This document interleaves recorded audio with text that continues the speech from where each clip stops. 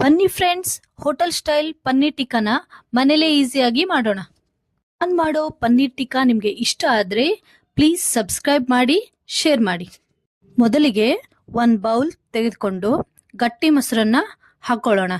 ಗಟ್ಟಿ ಮೊಸರು ನನಗೆ ಬೇಕಾಗಿರೋದ್ರಿಂದ ನಾನು ಕಾಟನ್ ಬಟ್ಟೆಯಿಂದ ಮೊಸರನ್ನು ಸೋಸ್ಕೊಂಡಿದ್ದೀನಿ.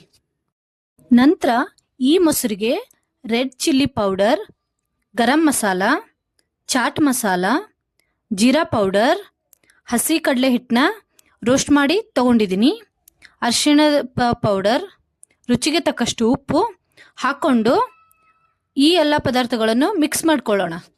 1/2 ಸ್ಪೂನ್ನಷ್ಟು ಉಪ್ಪಿನಕಾಯಿ, ಸ್ವಲ್ಪ ಗಿಂಜರ್ ಗಾರ್ಲಿಕ್ ಪೇಸ್ಟ್ ನಾನು ಮನೇಲೇ ಮಾಡ್ಕೊಂಡು ಇಟ್ಕೊಂಡಿದ್ದೆ.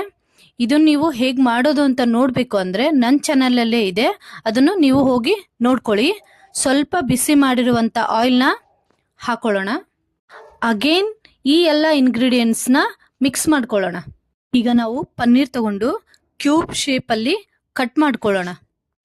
ಈ ಬೌಲ್ಗೆ ಕಟ್ ಮಾಡಿರುವ ಪನ್ನೀರ್, ಕ್ಯಾಪ್ಸಿಕಮ್, ಆನಿಯನ್ ಇವನ್ನೆಲ್ಲ ಮಿಕ್ಸ್ ಮಾಡ್ಕೊಳ್ಳಿ. ಈ ಥರ ಒಂದು ಸ್ಟಿಕ್ಕಿಗೆ ಆನಿಯನ್, ಪನ್ನೀರ್, ಕ್ಯಾಪ್ಸಿಕಮ್ ಹಾಕೊಳ್ಳಿ. ನಂತರ ಒಂದು ಪ್ಯಾನ್ನಲ್ಲಿ ನಾನು ತೋರಿಸಿರುವ ಹಾಗೆ ಬೇಯಿಸ್ಕೊಳ್ಬೇಕು. ನಂತರ ಡೈರೆಕ್ಟಾಗಿ ಗ್ಯಾಸ್ಗೆ ಬೇಯಿಸ್ಕೊಳ್ಳೋಣ. ಈ ಪನ್ನೀರ್ ಟಿಕ್ಕಾನ ಪುದೀನಾ ಚಟ್ನಿ ಜೊತೆಗೆ ತಿಂತಾ ಇದ್ದರೆ ನಿಮಗೂ ಮತ್ತೆ ಮತ್ತೆ ತಿನ್ನಬೇಕು ಅನಿಸುತ್ತೆ. ನಾನು ಮಾಡಿರುವ ಈ ಪನ್ನೀರ್ ಟಿಕ್ಕಾ ನಿಮಗೆ ಇಷ್ಟ ಆದರೆ ಶೇರ್ ಮಾಡಿ, ಸಪೋರ್ಟ್ ಮಾಡಿ.